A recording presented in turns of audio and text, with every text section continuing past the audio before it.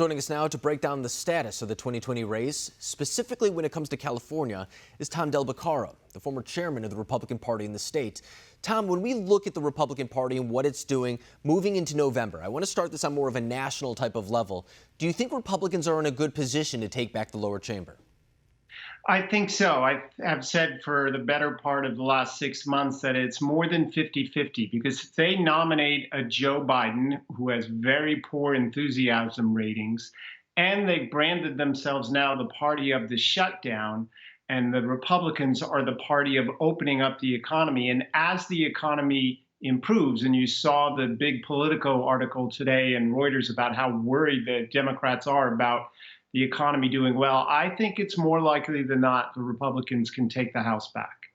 And when we talk about that effort to do so, do you think that the pathway goes through California? It's not a state that I think a lot of people on the national level would suspect, but there are a lot of conservative pockets. And in fact, they create leaders in the Republican Party, such as Devin Nunes, for example. You wouldn't think that he's from California necessarily. But there's also parts of Orange County. There's also parts a little bit in the middle part of the state that could be conservative. In fact, they flipped in 2018, which led to Democrats taking back the chamber. So do you think California is a big part of that strategy? I do think it's a big party. And don't forget, Kevin McCarthy is from California as well, the leading Republican. You were right. There were seats that flipped last year that were on the margin and could easily flip back because they, in part, flipped because the candidates, the Democrat candidates, promised to be independent of Pelosi, and they haven't proven to be so. And so they could easily go back. You look at a David Valadao in the Central Valley who lost his seat, but truly that district reflects him. So I think it's better than even money that he can win, and he's outraising his opponent.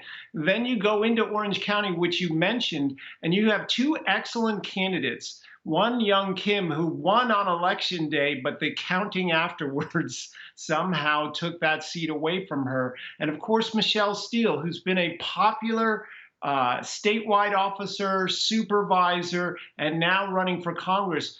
Those three seats, I think, have a better than even chance of flipping back. And remember, with Mike Garcia already taking the seat in Riverside, if he holds on to that, that would be a pickup for four for the Republicans. They only need 17 more to take back the House, which is a historically low number.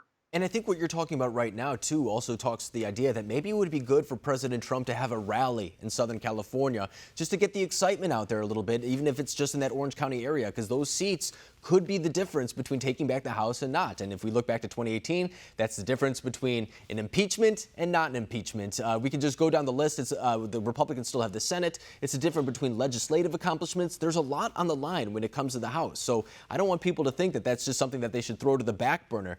But when it comes to lockdowns, do you think that's something that not only will be a big issue in California, for example, but should be an issue that maybe people in Florida try to use, as well as Georgia? And then on the other side, maybe in Michigan as well, people that have had more restrictions, use that against them?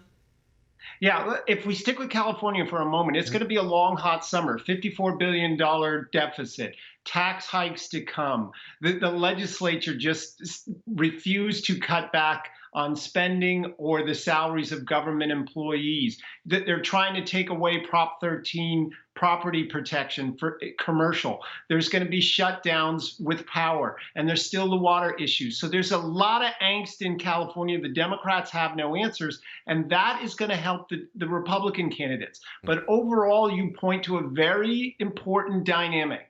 The Democrats have branded themselves the party of the shutdown, including Joe Biden, and Trump, and the Republicans are now the party of opening up the economy. That is a pure winner for Republicans. No way around that. Yeah, and it's going to be really important, too, because, I mean, even the states that we were mentioning before, California may not be in play on the presidential level, but it's big for the House. But some of those other states, like Michigan, that's going to be big. I mean, we all remember what Michigan did for the 2016 race, and Florida as well. I mean, I think Governor Ron DeSantis, if everything goes according to plan, that there's not another surge, I think he's a really strong platform to go on, not only for himself, but for saying this is the Republican strategy, and look what we did. We were able to save the economy while at the same time saving lives. And I think that's a very effective argument. But Tom, yeah, and if you look at Florida and Ohio, I think both of those come off the map early because their governors did very well. I think so too. Governor DeWine, that's a perfect example. On that day, he made very different decisions than, for example, J.B. Pritzker in Illinois. And now we see Illinois is still under lockdown. We see that they're the place that is having a new surge. I think it's a very interesting way to differentiate those two examples that took place on the very same day. I think you're right to say that. But Tom, I appreciate you coming on tonight, breaking down the status of the race for us. Thank you.